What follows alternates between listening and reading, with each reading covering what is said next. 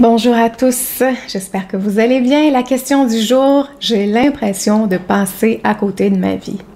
Alors je vous dis, c'est pas surprenant du tout. Mais pourquoi avons-nous l'impression d'être l'ombre de nous-mêmes, de mener la vie d'une autre personne ou d'avoir un sentiment profond que la vie devrait être différente? On vit avec une intuition profonde.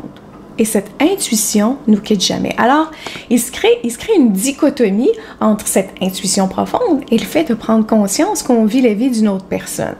Ce qui fait qu'on se sent misérable tous les jours. Donc, tous les jours, on doit faire face à ce qui s'oppose à notre essence, c'est-à-dire la vie intérieure versus la vie extérieure, la forme, le monde physique.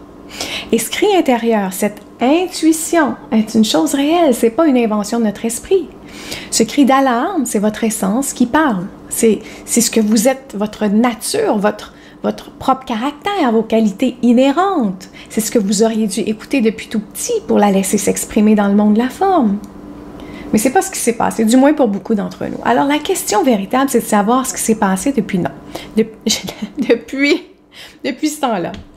Donc, la raison véritable derrière cette incapacité de faire vivre notre essence dans le monde physique, c'est qu'on a laissé notre pouvoir, notre autorité personnelle, notre souveraineté aux mains des autres. Donc, n'allez pas croire que c'est parce que vous êtes faible. Donc, je m'explique ce que ça veut dire. Cette incapacité à écouter notre nature profonde provient du fait qu'on nous a donné naissance dans un monde qui cherche à étouffer notre essence. Parce que les adultes, nos parents, nos enseignants, donc tous ceux avec qui on a grandi vivent dans les mêmes conditionnements. Et ces conditionnements sont basés sur le sentiment de peur. Donc nos parents nous élèvent pour qu'on puisse entrer dans le même moule que les autres. La différence dans notre société est très mal perçue.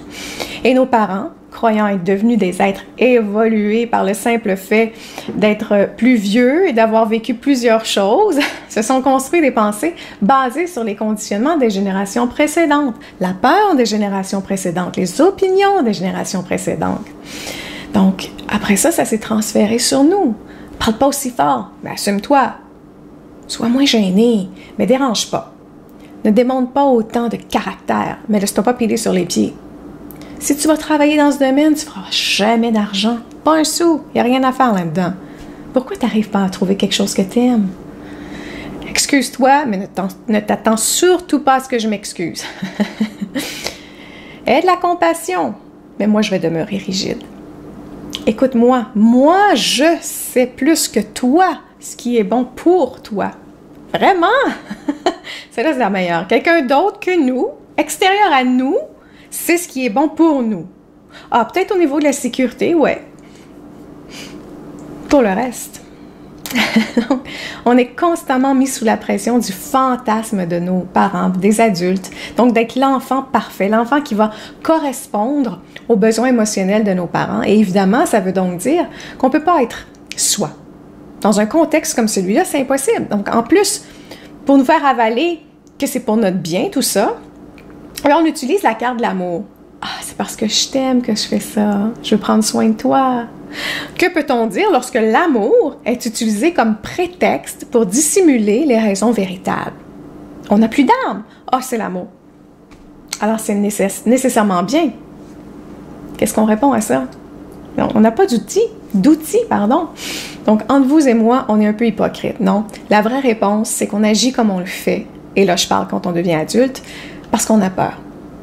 Et là, je ne parle pas d'être battu, d'être humilié quotidiennement, d'être abusé psychologiquement, parce que c'est souvent là que les gens vont aller pour se protéger de l'insécurité qu'ils ressentent quand ils entendent mon discours. Ce que je dis, c'est que cette espèce de contrôle de l'enfant, aussi subtil qu'il soit, est une forme d'abus et de violence en soi. Donc, c'est là où prend naissance le malheur et qui éventuellement peut se transformer en souffrance et qui risque grandement de se transformer en souffrance. Et la suite des choses, c'est de se transformer, oui, en guerre intérieure, en guerre extérieure. Et la forme que prennent nos souffrances est vaste. Une tristesse générale, de la haine, de la soumission, de l'intimidation, de la colère, de la rage, des troubles de personnalité, des troubles de comportement, la dépression, de la frustration, des compulsions, l'insécurité, général. Donc, nommez-les, faites votre propre liste, vous connaissez vos symptômes. Donc, et aussi ennuyant que ça peut paraître, on doit le comprendre pour s'extirper hors de ce pattern de pseudo-évolution dans lequel on vit.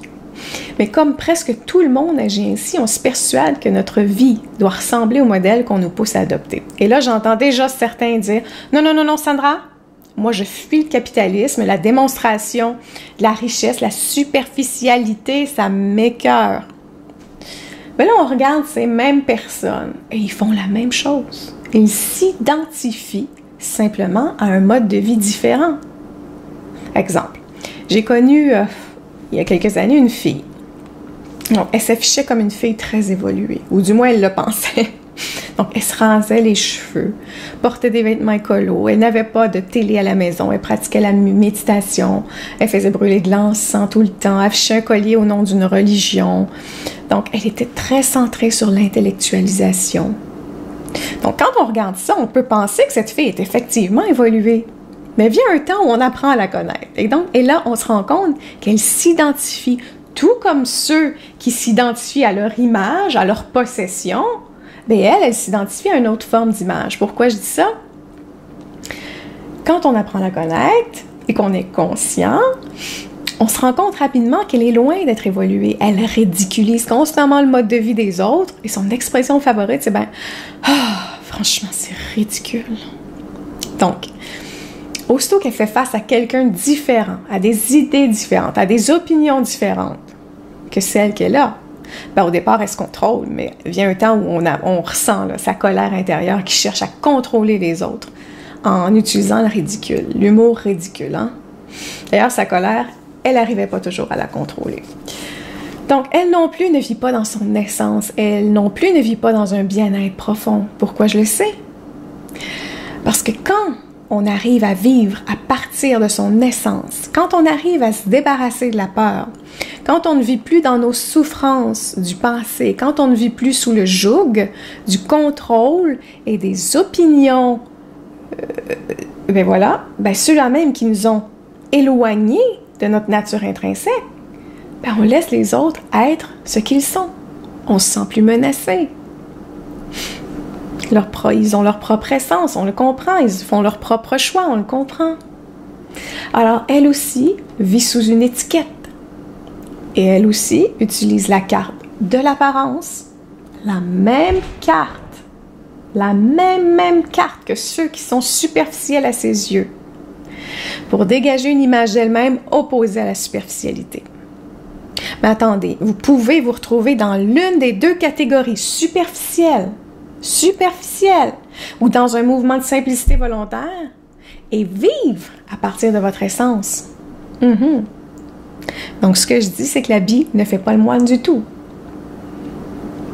Alors, quand on est NAIT, là, on est vite envoyé sur le convoyeur de l'éducation dans l'espoir qu'on en ressorte avec les mêmes idées arrêtées, les mêmes idées préconçues, les mêmes phrases mâchées d'avance, les mêmes espoirs, le même idéal du succès.